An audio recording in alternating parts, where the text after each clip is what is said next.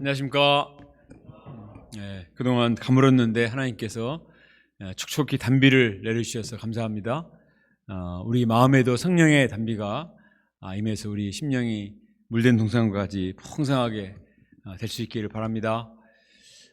지난주에 천일정 우리 데보라 목사님 가정에 예쁜 공주님이 태어났습니다. 올해 두 번째 우리 교회 아이가 태어나서 감사하고, 곧 아마 또 우리 천은혜 목사님이 아마 두 번째 아이를 출산하게 되는데, 천씨 집안에 아주 경사가 난 것 같습니다. 참 하나님은 얼마나 신실하신 분인가 많이 깨닫게 됩니다. 이 날이 가물어서 비가 필요한데 했는데 참 하나님은 또 어김없이 이렇게 비를 주시고, 우리는 하나님 앞에 신실하지 못할 때가 참 많잖아요. 그런데 하나님은 일양 신실하시고 우리를 항상 기억하시고 은혜를 주셔서 항상 감사가 됩니다. 우리가 신실한 하나님을 찬양하고 또 말씀에 깊이 뿌리를 내립시다. 오늘 말씀은 마귀의 시험을 이기신 예수님이 되겠습니다. 우리 큰 소리 외쳐봅시다. 마귀의 시험을 이깁시다. 시작. 마귀의 시험을 이깁시다. 네, 기도하겠습니다. 하나님 아버지, 참 사단의 종노릇하며 허물과 죄로 죽었던 저희들을 버려두지 아니하시고 예수님을 보내오셔서 십자가 보혈로 우리를 정결케 하시고 하나님의 자녀 삼아 주셔서 감사합니다. 이 세상은 사단 마귀의 유혹이 우글거리는 참으로 위험한 세상입니다. 우리 힘으로는 마귀의 유혹을 분별할 수 없고 이길 힘도 없습니다. 하나님 아버지, 저희들에게 말씀을 가르쳐 주시고 또 마귀의 세력을 분별하게 도와주시고 싸워 이길 수 있는 내적인 힘을 허락해 주시기를 간절히 기도합니다. 오늘 말씀을 통해서 우리에게 지혜를 주시고 능력을 주시고 영권을 허락해 주시옵소서. 하나님 아버지, 마귀를 대적하고 물리치게 하옵시고 하나님의 영광을 나타내는 주의 백성들이 되게 하옵시기를 간절히 기도합니다. 예수님의 이름으로 기도합니다. 아멘. 오늘 말씀에서 예수님은 세례를 받으십니다. 그리고 마귀의 시험을 이기시는 내용입니다. 예수님이 메시아 사역을 시작하시면서 마귀의 시험을 이기신 이 사건은 굉장히 중요한 의미가 있습니다. 왜냐하면 우리 인생들이 수시로 마귀의 유혹을 받기 때문입니다. 요한일서 3장 8절 같이 한번 읽어볼까요? 시작. 하나님의 아들이 나타나신 것은 마귀의 일을 멸하려 하심이라. 예수님이 이 땅에 오셔서 많은 일을 하시지만 그러나 중요한 일 중에 하나는 바로 마귀의 일을 멸하려 하심이라. 이 현실적인 문제도 우리가 맞닥뜨리면 어렵지만 이 마귀의 세력을 멸하는 것은 너무나 어렵습니다. 이것은 영적인 문제고 우리가 이것을 분별하기도 어렵고 싸워 이기기도 어렵습니다. 그래서 수많은 사람들이 마귀 유혹에 넘어가서 참 마귀의 종이 되어서 끌려다니는 인생을 사는 경우가 많고 얼마나 안타깝습니까? 그러나 예수님이 마귀의 일을 멸하셨기 때문에 이 예수님을 배우고 또 예수님의 힘을 덧입으면 우리도 얼마든지 마귀의 일을 멸하고 마귀의 시험을 이길 수가 있습니다. 오늘 말씀에서 예수님이 어떻게 마귀의 시험을 이기셨는가 잘 배워야 되겠습니다. 왜냐하면 두루 다니며 삼킬 자를 찾는 마귀의 세력이 우리도 노리고 있기 때문입니다. 마귀의 유혹으로부터 자유로운 사람은 아무도 없습니다. 우리가 오늘 말씀으로 잘 무장을 해서 여러 가지 유혹을 이길 수 있기를 바랍니다. 먼저 3장 21절에 보면 백성이 다 세례를 받을 때 예수님도 세례를 받으셨다 이렇게 되어 있습니다. 세례는 죄인들이 받는 것입니다. 이방인들이 개종을 할 때나 또는 죄인들이 물속에 잠겨서 과거의 죄를 다 씻어버리고 새롭게 태어나는 이 의식이 세례 의식인데 예수님은 죄가 없기 때문에 세례를 받을 필요가 없습니다. 근데 예수님이 왜 세례를 받으셨을까요? 예수님은 죄가 없지만 우리 인생들의 죄를 짊어지고 대속제물이 되고자 결단하신 의미로 세례를 받으셨습니다.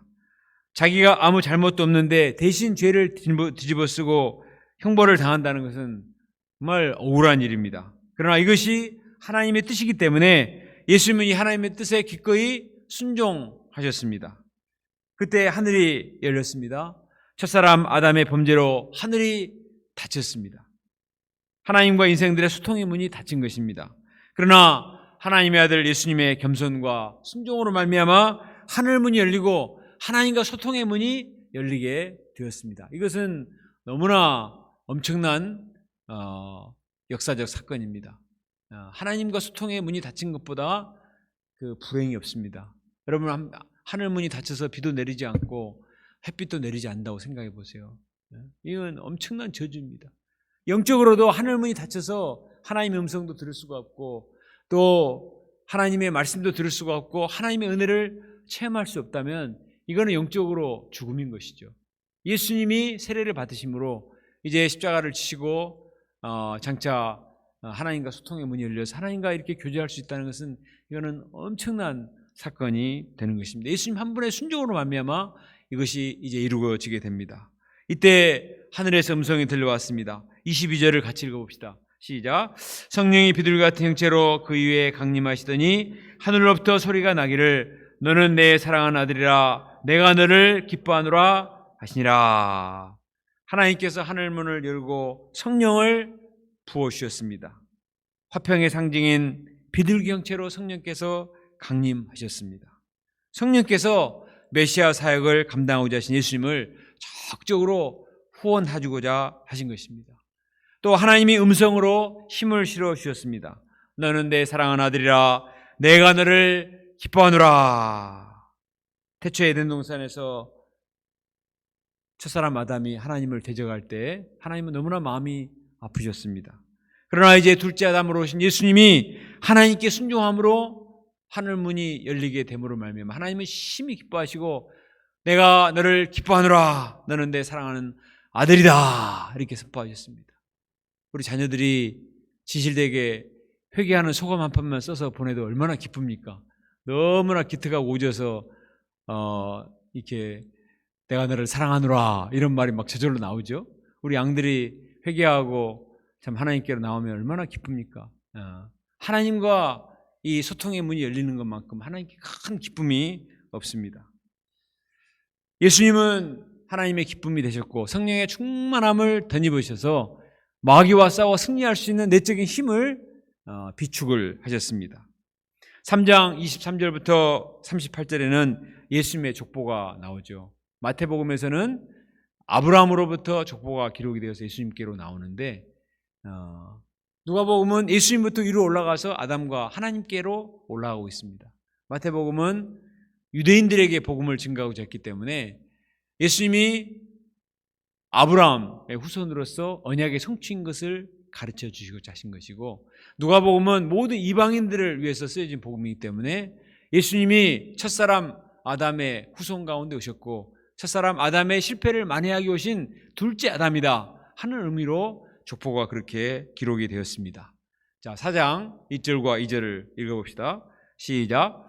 예수께서 성령의 충만함을 입어 요단강에서 돌아오사 광야에서 40일 동안 성령에게 이끌리시며 마귀에게 시험을 받으시더라. 이 모든 날에 아무것도 잡수시지 아니하시니 날수가 다음에 줄이신지라. 세례 받으신 예수님은 광야에서 금식하며 기도를 하셨습니다. 메시아 사역을 위해 간절히 기도를 하셨을 것입니다. 그때 예수님은 성령의 충만함을 받으셨다고 했습니다. 그런데 성령이 예수님을 어디로 데려가셨습니까? 40일 금식 기도했으니까 수고하셨습니다 하고 어디 식당으로 데려가야 되는데 마귀의 시험을 받도록 마귀에게 데리고 가셨습니다. 이것은 첫째 사람 아담의 실패를 만회하시기 위해서 아담이 창세기 3장에서 아담이 사단의 시험을 졌기 때문에 죄가 들어왔거든요. 그래서 예수님이 이 사단의 시험을 이겨야 메시아 사역을 출발할 수 있기 때문에 의도적으로 마귀에게 시험을 받도록 그렇게 인도를 하셨습니다. 마귀의 시험을 이기신 예수님은 마귀의 유혹에 자꾸 시달리는 우리를 이해하실 수가 있습니다. 히브리서 2장 18절에 그가 시험을 받아 고난을 당하셨은즉 시험 받은 자들을 능히 도우시리라. 예수님이 마귀의 시험을 당하셨고 이기셨기 때문에 우리를 이해하시고 도와주실 수 있습니다.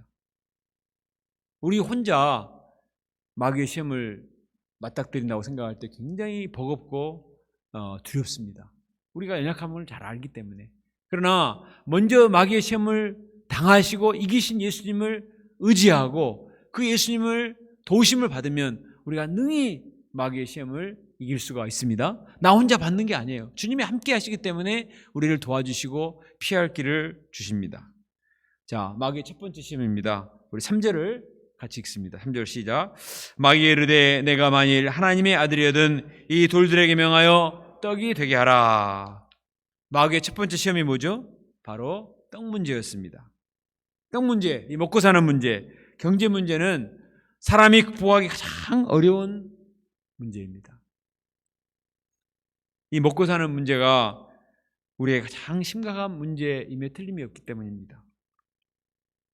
당장에 집에 쌀통에 쌀 한 톨도 없다고 생각해 보세요. 통장에 한 푼도 돈이 없다고 생각해 보세요. 얼마나 서럽고 힘이 듭니까? 더구나 예수님은 지금 40일 금식하셔서 심히 배가 고픈 상태입니다. 그래서 사탄의 시험은 굉장히 설득력이 있습니다. 사람이 일단 먹고 봐야 되지 않는가? 응? 특히 너는 하나님의 아들이지 않는가? 하나님의 아들이 그렇게 배가 고파가지고 힘도 없고 그게 은혜가 안 되잖아. 이 떡덩이, 이 돌덩이로 떡덩이부터 만들어 보고 그 다음에 무슨 일이든지 해라. 이렇게 말하면 예수님이 자존심이 상하잖아요. 아니 내가 하나님의 아들인데 이렇게 배가 고파서 되겠는가? 또 이렇게 먹을 것도 없다고 조롱하니까 그냥 자존심이 상해서 떡만 일만 하다가 계속 떡만 하다가 거기에 휘말려 들기가 쉽습니다. 우리가 살아가는 데 있어서 떡 문제는 분명히 중요한 문제임에 틀림이 없습니다. 그래서 대통령 선거 때도 보면 항상 가장 큰 이슈가 경제 문제잖아요.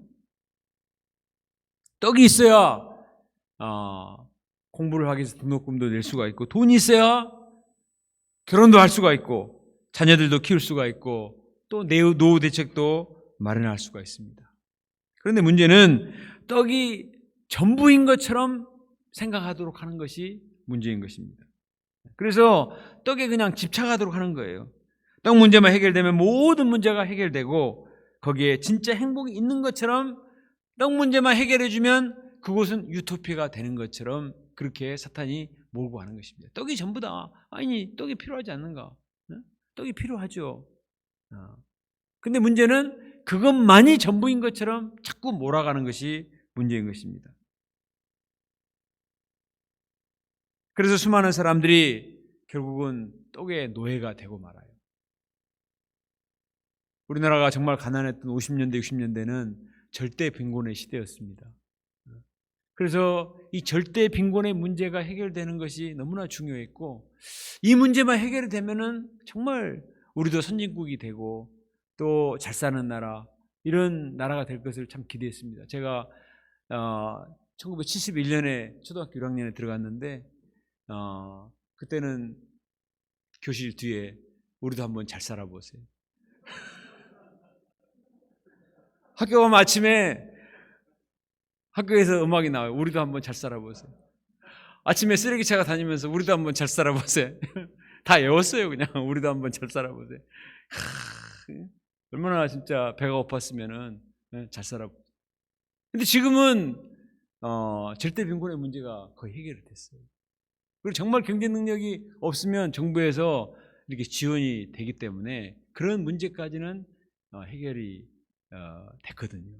그러면 사람들이 어느 정도 이 떡 문제로부터 자유롭지 않느냐 이렇게 생각하는데 그렇지 않아요. 어떻게 보면 더 막 매달린다는 거예요. 왜 그렇습니까?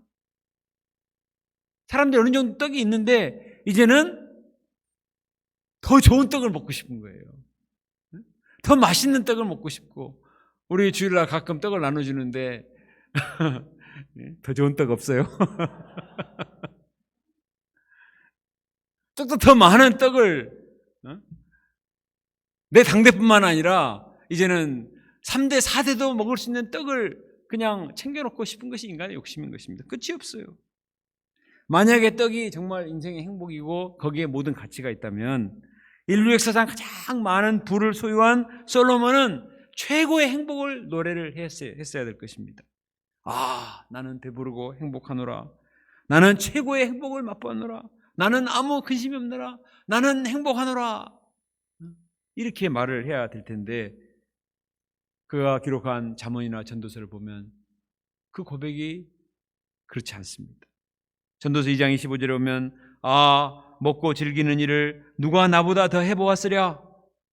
나는 내 마음에 이르기를 자 내가 시험 삼아 너를 즐겁게 하리니 너는 낙을 누리라 하였으나 보라 이것도 헛되도다. 먹고 즐기는 일에 나보다 더 많은 즐거움을 맛본 사람이 있으면 나와봐라. 근데 문제는 그렇게 하면 즐거울 줄 알았는데 보라 이것도 헛되도다. 헛되고 헛되니 눈은 보아도 즐거움이 없고 먹어도 만족이 없노라. 이렇게 말을 하고 있습니다. 며칠 전에 대한민국의 최고의 부자인 넥슨 회사의 사장이 자살했다는 소식은 우리에게 큰 충격을 주었습니다. 우리는 이재용보다 더 부자가 있다는 사실도 몰랐어요. 근데 아니 떡이 최고의 행복이고 돈이 최고의 행복이라면 왜 그런 일이 있을 수가 있습니까? 설명이 안 되잖아요. 뭐가 부족해서 그런 끔찍한 일이 일어납니까? 그것은 바로 떡이, 돈이, 물질이 인간에게 진정한 행복을 줄 수가 없다는 것입니다. 그래서 예수님은 말씀하셨습니다. 우리 4절을 같이 읽어봅시다. 4절 시작. 예수께서 대답하시되 기록된 바 사람이 떡으로만 살 것이 아니라 하느니라. 예수님은 떡 같은 거 필요 없다 이렇게 말씀하지 않으셨어요. 내가 40일 굶어보니까 살만하더라. 나는 계속 안 먹고 산다. 난 이슬만 먹고 살래. 이렇게 말씀하시지 않았어요. 예수님은 우리 인생들 배고픈 문제를 긍휼히 여기셨어요. 요한복음 6장에 보면 많은 사람들이 모이는데 먹을 것이 없으니까 예수님이 너무나 불쌍히 여기셔서 5병이로 5,000명을 먹이셨습니다. 또 7병이로 4,000명을 먹이시고 그들이 가다가 기진할까 하노라. 그래서 먹을 것을 주셨습니다. 먹을 것에 관심이 있고 또 떡도 만드실 수가 있어요. 그럼에도 불구하고 인간이 떡으로만 사는 존재는 아니다 이렇게 말씀하십니다. 이 말씀과 연관 본문인 마태복음 4장 4절에서는 예수께서 대답하여 이르시되 기록되었으되 사람이 떡으로만 살 것이 아니요 하나님의 입으로부터 나오는 모든 말씀으로 살 것이니라 말씀하셨습니다. 인간은 떡으로만 사는 육의 존재가 아니라 말씀으로 사는 영의 존재다 이렇게 선포하셨습니다. 오병이어 사건 때 보면 너무나 배고프다가 예수님이 떡을 만들어 주시니까 백성들이 행복했습니다. 빠지기 일해야 한 끼 먹고 살기 힘든데 가만히 앉아있는데 예수님이 떡을 만들어 주니까 얼마나 좋습니까? 이분만 따라다니면 이제 먹을 것은 다 해결된다. 그래서 안 가요. 요한복음 6장이 굉장히 깁니다. 왜 긴 줄 아세요? 안 가니까 사람들이 안 가니까 계속 예수님이 대화를 하다 보니까 요한복음 6장이 길어졌습니다. 근데 끝까지 예수님이 먹을 것을 안 줍니다. 주여 이 떡을 항상 우리에게 주셔서 정말 애처롭게 얘기하는데도 예수님이 안 주십니다. 썩을 양식을 위하여 일하지 말고 영생하도록 있는 양식을 위하여 하라. 살리는 것은 영이니 육은 무익하니라. 내가 너에게 이른 말은 영이요 생명이니라. 사람이 육이 없이 어떻게 삽니까? 근데 예수님은 정말 극단적이라 할 정도로 이렇게 말씀하셨어요. 사람을 살리는 것은 영이다. 육이 아니다. 예수님은 인간이 영적인 존재라는 분명한 사실을 선포했습니다. 이것이 바로 예수님의 인간론이에요. 인간론. 사람이 어떤 존재인가? 유물론자들은 물질이다. 경제적인 문제만 해결되면 모든 문제 해결된다. 그래서 모든 역사관이 유물사관이에요. 경제적인 관점에서만 역사를 살피는 겁니다. 그러나 예수님의 인간론은 그게 아닙니다. 인간은 영적인 존재이다. 물질도 필요하지만 그러나 그 더 높은 가치는 바로 영적인 데 있는 것이다. 이렇게 말씀하세요. 배가 부르니까 그런 말 하지 예수님 배가 부르지 않았어요. 배가 고픈 상태에서도 그런 말씀을 하신 것입니다. 예수님 얼마든지 떡을 만들어 주실 수 있지만 그렇게 하지 않으셨습니다. 사람들이 다 실망하고 떠나버렸어요. 양들이 왔다가 막 떠나면은 불안하잖아요. 그러면 그래 만들어주고 그 다음에 또 말씀하실 수도 있는데 끝까지 안 만들어줘요. 그리고 제자들에게 너희들도 갈래? 베드로가 영생의 말씀이 주께 있사오니 우리가 어디로 가야 됩니까? 다 가고 몇 사람 안 남았지만 하나님의 말씀을 귀히 여기는 그 제자들을 데리고 구원 역사를 시작하셨습니다. 예수님이 하시고자 하는 역사는 영적인 역사였기 때문에 타협하지 않으신 거예요. 그래서 예수님이 다니시면서 많은 역사를 이루시지만 이 말씀을 전파하는 역사에 주력을 하셨습니다. 우리도 예수님처럼 영적인 것을 앞세우며 살아야 되겠습니다. 이 물질적이고 이렇게 치열한 세상 속에 이런 가치관을 가지고 살면 딱 굶어 죽지 않을까, 세상에서 뒤처지고 이렇게 망하는 거 아닌가, 이런 생각이 듭니다. 그러나 실제로 그렇지 않아요. 마태복음 6장 33절에 보면 너희는 먼저 그의 나라와 그의 의를 구하라, 그리하면 이 모든 것을 너에게 더하여 주시리라 말씀하셨습니다. 우리가 영적인 것을 앞세우며 살면 절대로 망하지 않습니다. 영적인 것을 앞세우며 살면 부지런해집니다. 자기를 절제하고 또 아주 하나님이 지혜를 주시기 때문에 공부도 잘하고 직장 생활을 잘할 수가 있습니다. 그래서 경제적인 문제도 반드시 해결이 돼요. 그러나 영적인 가치관이 없는 상태에서 만약에 물질이 많아지면 타락합니다. 반드시 그렇게 돼요. 그 많은 물질 갖고 뭐 하겠습니까? 즐기고 누리는데 하다가 타락하는 거예요. 솔로몬이 그렇게 됐어요. 그래서 예수님은 먼저 영적인 것을 앞세우고 사람이 떡보다도 영적인 것이 앞서요. 하나님의 말씀이 우선된 삶을 살아야 합니다. 사람이 떡으로만 사는 것이 아니요, 하나님의 입에서 나오는 말씀으로 사는 존재이라 분명히 말씀을 하셨습니다. 이것은 하나님의 말씀을 믿고 순종해보면 체험할 수가 있습니다. 이번호 일용할 책 138페이지 보면 우리 하모니 목자님이 365일 양식을 꾸준히 먹어서 대표 소감 발표한 내용이 기록되어 있습니다. 아주 은혜로운 내용이죠. 하모니 목자님이 학창 시절에 물질이 없고 가난했습니다. 그래서 신문 배달을 해야만 됐습니다. 아침에 일찍 일어나서 신문 배달을 하고 학교 가기 전에 반드시 센터에 와서 일용할식을 먹고 기도하고 갔습니다. 물질이 부족하기 때문에 아침에 신문 배달도 해야죠. 또 와서 양식 먹고 기도 생활하고 그 다음에 학교 가서 공부하고 이렇게 해야 되기 때문에 산술적으로 생각해 보면은 시간이 많이 부족하잖아요. 근데 그 소감해 보면은 하나님이 과 수석을 하게 하시고 졸업 후에도 바로 전대병원에 취직하도록 축복해 주셨습니다.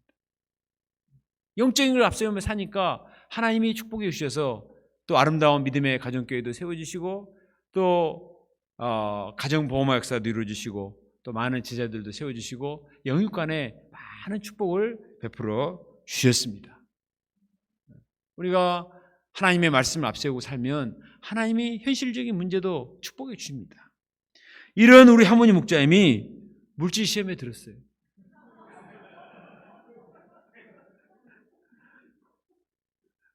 아니 직장에서 주변 사람들이 이렇게 해서 돈을 벌었다네, 저렇게 해서 이렇게 투자하면은 대박 터지는데 뭐 하고 있냐고, 그렇게 하다가 벼락거지 된다고 막 하니까 이분이 솔깃했습니다. 그래서 자기도 돈 좀 벌고자 빚을 내서 투자했다가 쫄딱 손해를 보게 됐습니다.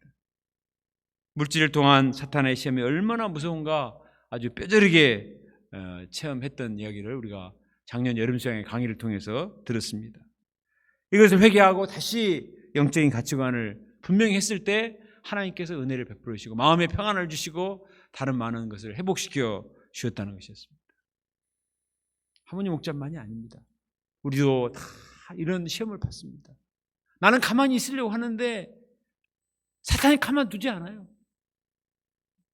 직장에서 동료들을 통해서 주변의 친척들을 통해서 막 들려오는 소식을 통해서 그냥 뭔가를 해야 되고 또 뭔가 조금만 머리를 쓰면 막 대박을 실수가 있고 할 수 있다는 막 소리가 들려오기 때문에 사탄의 음성이 막 들려옵니다. 돌덩이를 떡덩이로 만들 수 있는 길이 있는데 너 뭐하고 있는가? 이렇게 해봐라 저렇게 해봐라 자꾸 부추기면은 이제 영적인 소원을 잃어버리고 자꾸 물질적이 되고 세상적이 될 수가 있습니다. 그러나 우리는 이것이 얼마나 무서운 것인가. 거기 한번 말려들기 시작하면은 영적인 가치관과 영적인 소원을 잃어버리고 계속해서 발목이 잡히게 됩니다. 그래서 예수님 말씀하신 것처럼 사람이 어떤 존재인가? 사람이 떡으로만 사는 것이 아니요 하나님에 위해서 나오는 말씀으로 사는 것이니라. 말씀이 우선이다. 말씀에 생명을 걸자. 말씀 안에 모든 비밀이 있다. 내가 말씀을 붙들면 하나님께서 다른 축복도 반드시 주신다. 이걸 확신하고 말씀을 앞세우며 살 수 있기를 간절히 기도합니다. 이것이 승리의 비결인 것이고 마귀를 물리칠 수 있는 무기인 것입니다. 두 번째로 사탄은 예수님을 어떻게 시험하는가? 자, 5절부터 7절 말씀을 같이 읽습니다. 시작. 마귀가 또 예수를 이끌고 올라가서 순식간에 천하만국을 보이며 이르되 이 모든 권위와 그 영광을 내가 내게 주리라. 이것은 내게 넘겨준 것이므로 내가 원하는 자에게 주노라. 그러므로 내가 만일 내게 절하면 다 내 것이 되리라. 마귀의 두 번째 시험은 세상 영광과 명예를 얻고자 하는 그런 시험입니다. 마귀가 천하만국의 영광을 쫙 보여줬습니다. 천하만국의 한 나라의 지도자가 되는 영광도 얼마나 대단한지 우리가 지난 대선을 통해서 얼마나 치열하게 사람들이 이 정말 선거전을 치르는가 우리가 똑똑히 보았습니다. 제가 사는 작은 아파트에도 어느 날 엘리베이터를 탔더니 사람들 막 그 사진들이 도배가 돼 있었습니다. 입주자 대표를 뽑는 선거를 한다는 거예요. 그 작은 아파트에 입주자 대표가 되는 영광도 이게 보통이 아닌가 봐요. 한 나라의 대통령. 근데 천하만국의 영광을 다 얻을 수 있다. 이거 얼마나 대단한, 얼마나 매혹적인 거예요.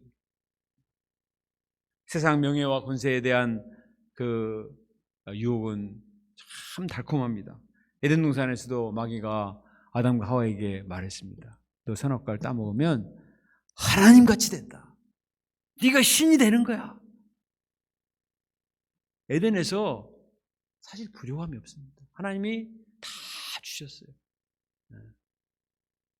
그것으로 얼마든지 만족하고 감사하고 살 수 있는데 더 욕심을 부려가지고 네가 신이 되라. 네가 하나님같이 될 수 있다. 그런 허영심을 심고 명예와 세상 영광에 대한 욕심을 막 심으니까 이게 눈이 뒤집혀가지고 결국 죄를 범하고 선악과를 따먹고 죄를 범하게 만들잖아요.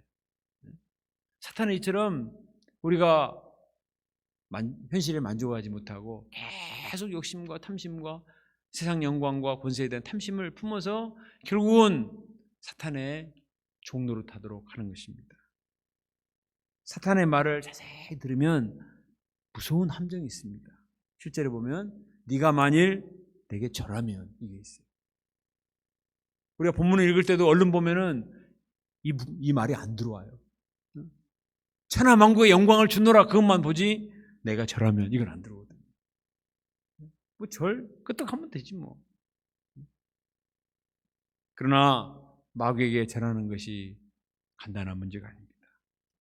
마귀에게 절하는 것은 마귀의 방법을 따르라는 것입니다.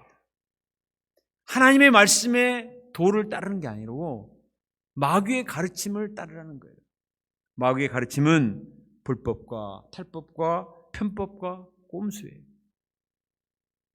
쉽게 보이지만 그러나 그것은 하나님의 법을 어긋나는 그런 불의한 것입니다. 세상 명예를 얻기 위해서 수단 방법을 가리지 말라는 것입니다. 조금만 방법을 다르게 하면 얼마든지 영광과 권세를 누릴 수 있는 길이 있다. 나한테 절만 하면은 내가 그 비법을 가르쳐 줄게. 이렇게 하는 거예요. 그러나 그 안에는 무서운 낚싯바늘이 숨어 있어요. 샬롯 역정에 보면 크리스찬과 소망이 믿음의 길을 막 가는데 그 길이 너무나 어렵고 또 천성길이 너무 멀리 느껴졌습니다. 그런데 바로 옆에 곁길초장이라는 데가 있었어요. 곁길초장. 팻말 곁길초장 이렇게 돼 있어요. 그 길은 아주 편하고 천성에 이르는 지름길처럼 보였습니다.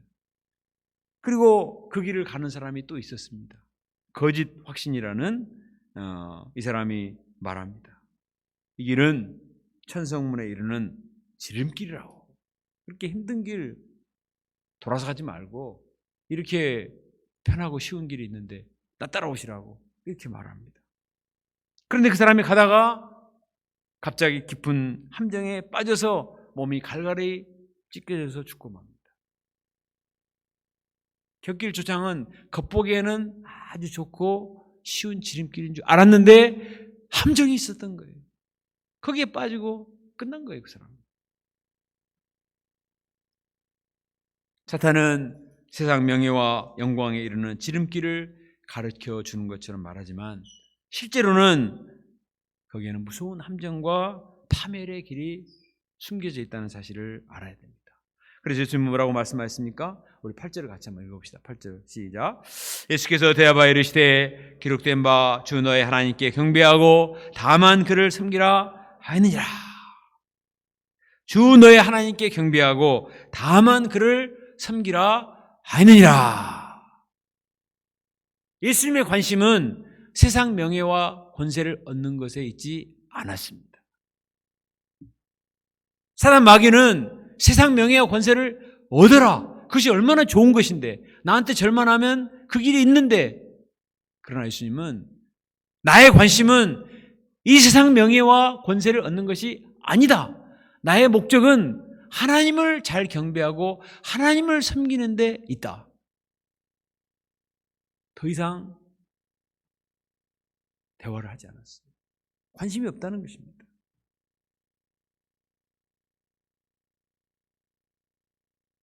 예수님은 하나님을 경배하고 주님을 섬기는 데 집중하고자 하셨습니다.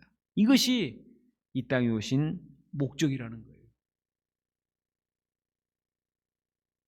예수님이 만약에 마귀의 시험에 넘어가서 세상 영광을 취했다면 인류 구속 역사를 이룰 수가 없습니다. 인류 구원 역사를 이루는 하나님의 뜻은 반드시 고난을 받고 죽임을 당하고 십자가를 져야만 됩니다. 그래서 우리의 죄를 대속하고 그 죽음을 거쳐야 예수님 자신도 부활 영광에 이르실 수가 있어요.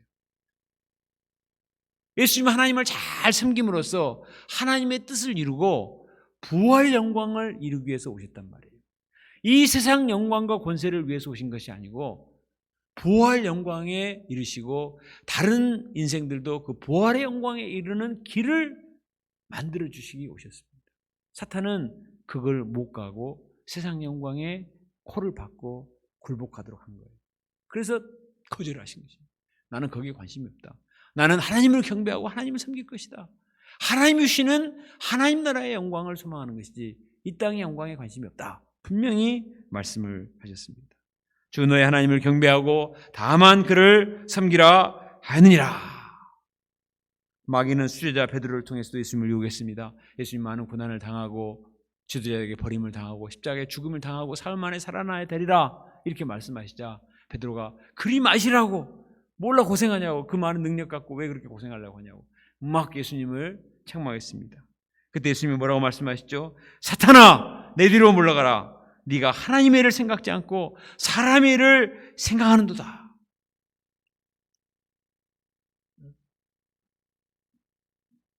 편하고 쉬운 길을 통해서 세상 영광을 얻고자 하는 이것은 사람의 일이고 사탄의 유혹이라는 것입니다.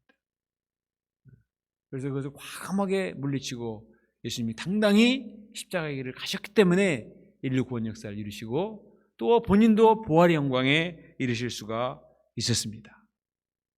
우리도 내 마음 깊은 곳 속에 무엇을 나의 목적으로 삼는가 스스로 질문을 해봐야 돼요. 내가 믿음으로 사는 것 같지만 정말 마음 깊은 곳 속에 세상 영광과 권세를 탐하는 마음 가운데 살고 있는가? 아니면 정말 하나님을 경배하고 섬기는 데 목적을 두고 있는가? 나의 인생의 목적과 목자 생활의 목표도 끊임없이 스스로에게 질문을 해볼 필요가 있습니다. 이 세상 영광과 권세는 참 아름답고 대단해 보입니다. 권세를 잡으면 참 거기에 힘이 따라오고 돈이 따라오고 인기가 따라오기 때문에 사람들은 거기에 목말라요. 우리는 원래 그런 것도 없는 사람이고 누가 주지도 않기 때문에 관심이 없지만 그거 한번 맛본 사람은요 못 놉니다. 어떤 사람은 당을 15번을 바꿨어요. 그 권력욕의 맛을 들여서 그걸 놓을 수가 없어가지고 당을 15번을 바꿨다니까요. 그렇게 하고도 아직도 포기를 못하더라고요.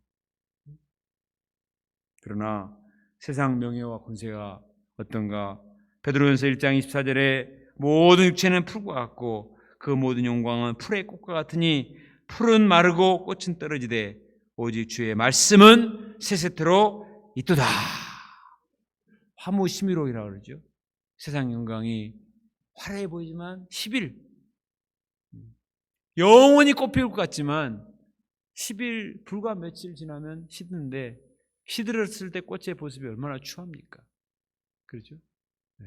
우리는 세상 영광을 추구하기보다 영원토록 세세토록 있는 하나님 나라 영광, 하나님 말씀을 붙들고 하나님을 경배하며 섬길 수 있기를 기도합니다.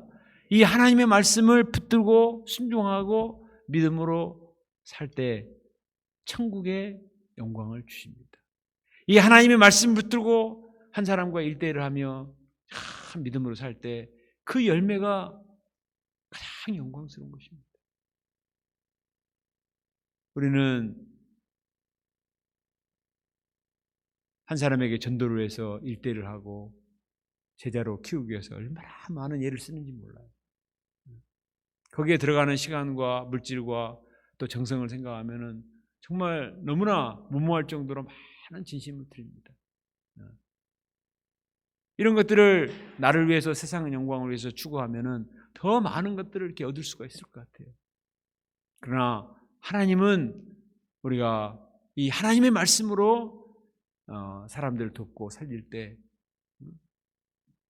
나 자신도 아름다운 열매를 맺게 하시고 거룩의 열매를 맺게 하시고 또 그 생명의 열매를 맺어서 장차 주님 앞에 섰을 때 생명의 멸류관 잘하였다 충성된 종아 하면서 생명의 멸류관 의의 멸류관을 주실 줄로 믿습니다. 이것이 우리 인생들의 목표요. 우리 신앙 믿음으로 사는 목자들의 삶의 목표인 것입니다. 그것은 결코 추하지 않고 썩지 않고 더럽지 않고 쇠하지 않는 하나님 나라의 영광인 줄로 믿습니다. 우리가 이런 분명한 하나님 나라 영광에 대한 그 소망과 가치관을 가지고 이 세상 영광을 부추기며 우리를 유혹하는 사탄의 유혹을 물리칠 수 있기를 간절히 기도합니다.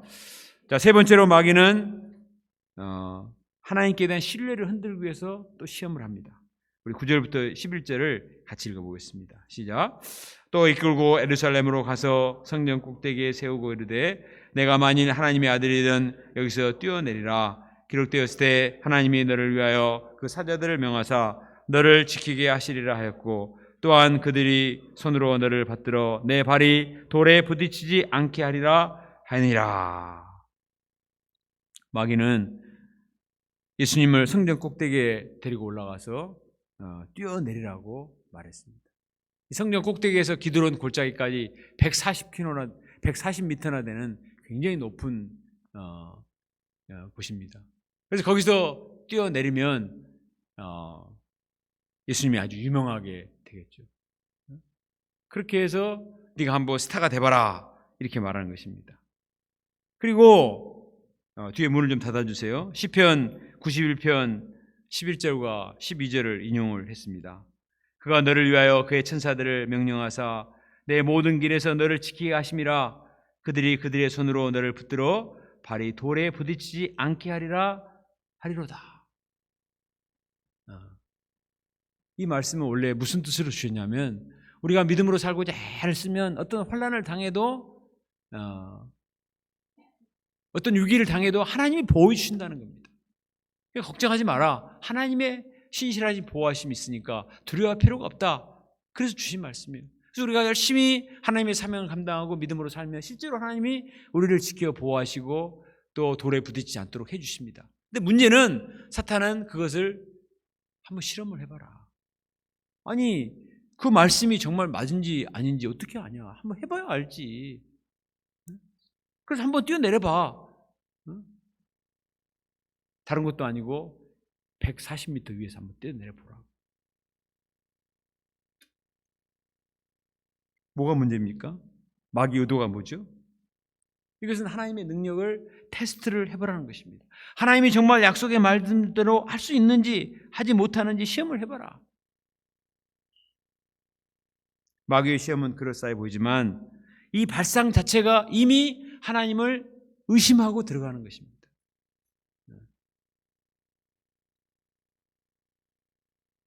내가 시험의 주체가 되고 하나님은 나의 실험의 대상이 되는 거예요.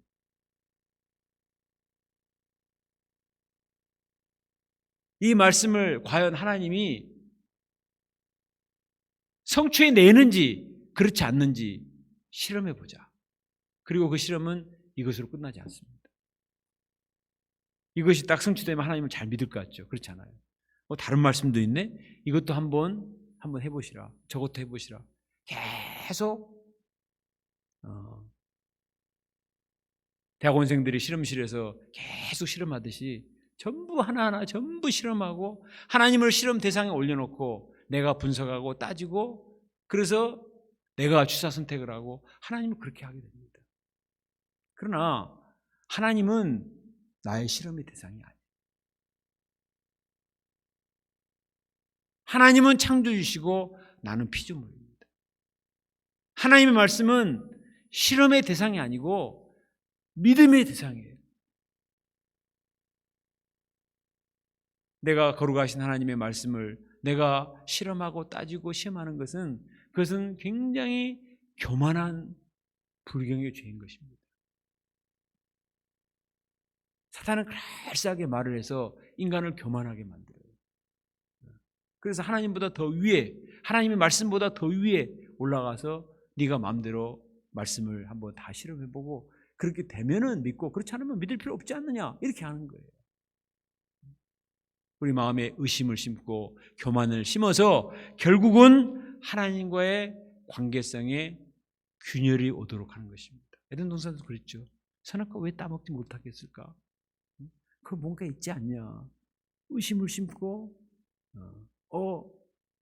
뭔가 하나님에게 약점 있는 것이 아닌가 마음을 교만하게 해서 결국은 선악과를 따먹게 하잖아요. 그렇게 하고는 책임을 지지 않습니다. 여러분 댐에 보면은 물이 많이 이렇게 담겨져 있습니다. 근데 그 댐에 작은 균열이 가면 처음에는 작은 균열이었는데 물이 가만히 있는 게 아니라 물이 담겨 있을 때는 어마어마한 압력을 가하고 있거든요. 그래서 점점 그 수압으로 균열된 부분을 밀어내면 그 균열된 부분이 점점 커집니다. 점점 커져서 나중에는 그 수압을 견디지 못하고 댐이 무너지는 거예요. 그래서 댐 보세요. 자주 보강공사를 합니다. 조금이라도 균열이 앉기 위해서 앞면과 뒷면을 끊임없이 보강공사를 해요. 그렇지 않으면 무너지거든요. 우리의 마음도 마찬가지입니다. 하나님이 우리에게 주신 말씀을 받을 때 0.001%라도 의심하지 말아야 돼요.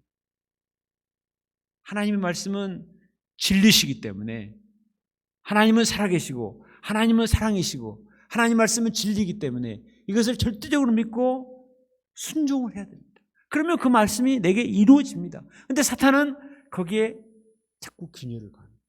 정말 그럴까? 아닐 수도 있잖아. 한번 실험을 해봐. 그렇게 해서 자꾸 깔짝깔짝 균열을 줘서 결국에는 정말 그럴 수도 있겠네. 의심과 불신과 교만이 생기면 그 균열이 점점 커져서 나중에는 걷잡을 수 없이 믿음의 때문에 무너지는 것입니다. 우리가 민수기를 공부했는데 이스라엘 백성들이 끊임없이 넘어지는 문제가 바로 하나님의 사랑을 의심하고 시험하는 문제였어요.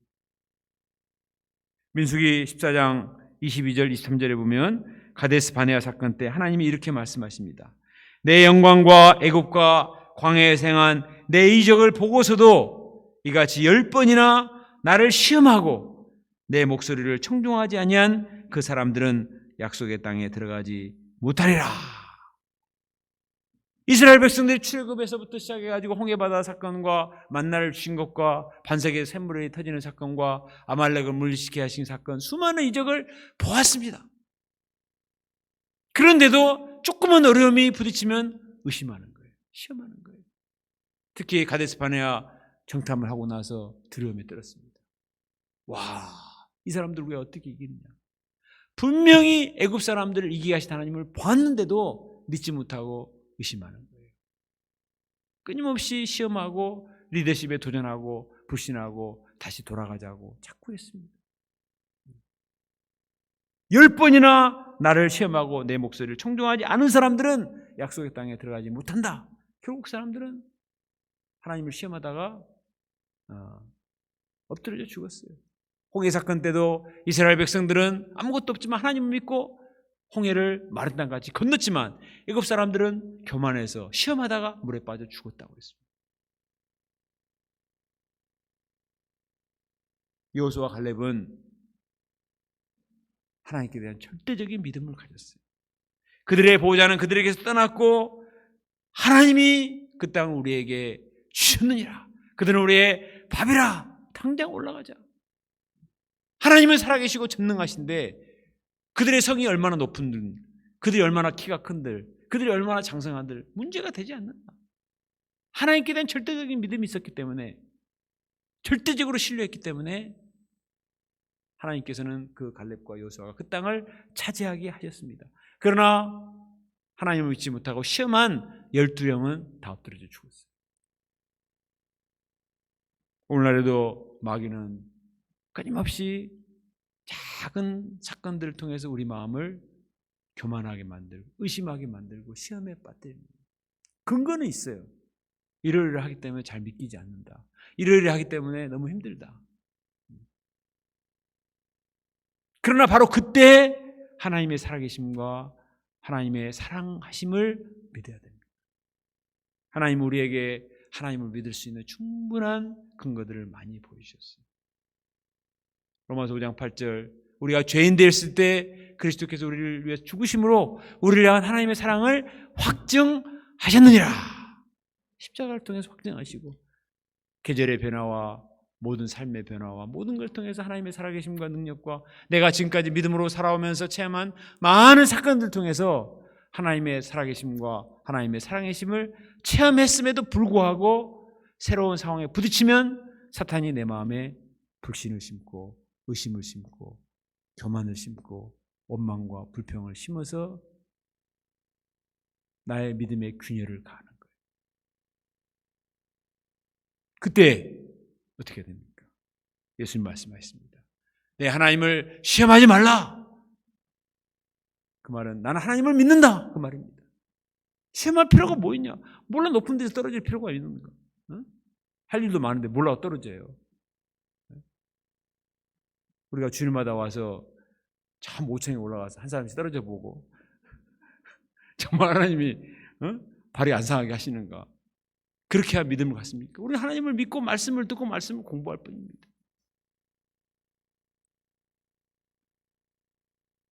사무엘상 2장에 보면 한나가 자녀가 없었습니다.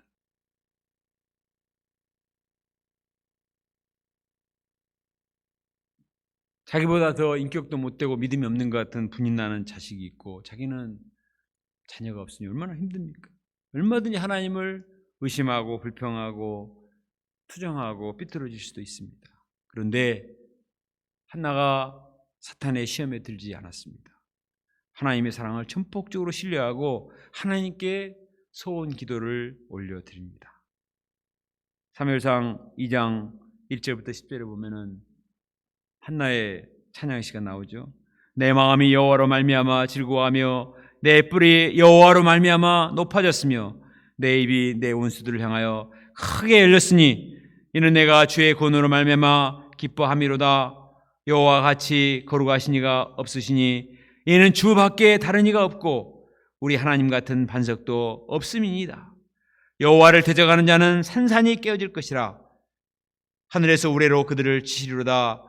여호와께서 땅끝까지 심판을 내리시고 자기 왕에게 힘을 주시며 자기의 기름 부음을 받은 자의 뿔을 높이시리로다. 이 시는 한나가 사무엘을 낳고 난 뒤에 지은 게 아니에요. 성전에 올라가서 하나님 앞에 간절히 기도하면서 하나님을 만났습니다. 하나님의 약속의 말씀을 붙들었습니다.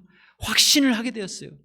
그래서 하나님을 찬양하며 하나님의 이름을 높이며 하나님의 영광을 드러내는 것입니다. 나는 하나님으로 말미암아 즐거워한다. 내 뿔이 여호와로 말미암아 높여졌다. 하나님을 대적한 자들은 산산이 부서지게 될 것이다. 주밖에 다른 이가 없고 우리 하나님 같은 반석이 없으시다. 하나님이 반드시 내 기도를 들어주실 것이다. 1%도 의심하지 않고 하나님을 믿고 신뢰하고 소원 기도를 한 것입니다. 한나가 하나님 제게 아들을 주시면 그때 믿겠습니다. 안 주시면 안 믿고. 이게 아닙니다. 이미 하나님이 주실 것을 믿고 아브라함이 100세가 되어도 99세가 되어도 자식이 없었어요.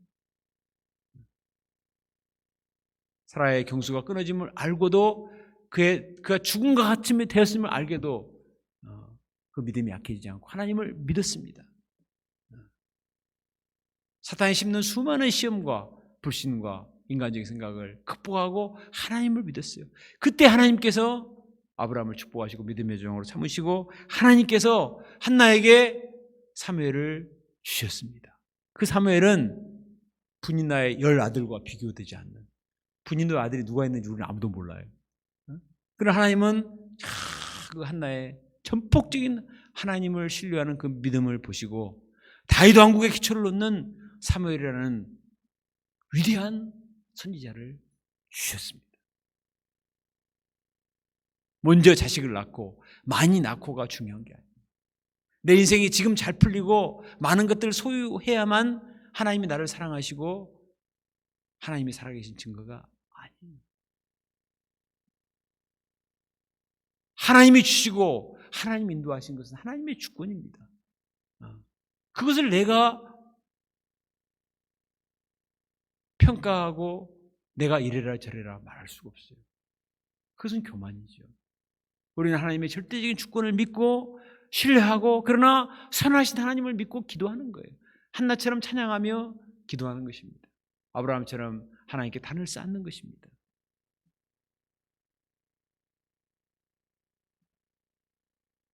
쉽지 않습니다. 우리가 당하는 현실은 우리로 하여금 자꾸 불신과 인간적인 생각을 하도록 몰아가지만 그러나 예수님처럼 어떤 상황을 만날지라도 주 너의 하나님을 시험하지 말라. 나는 하나님을 믿노라. 하나님을 믿는 절대적인 믿음과 신뢰로 나가면 사탄이 떠납니다. 우리가 어떤 상황 가운데서도 하나님을 믿고 하나님을 찬양하고 하나님의 약속의 말씀을 굳게 붙들어서 주의 영광을 보는 믿음의 사람이 될 수 있기를 간절히 기도합니다.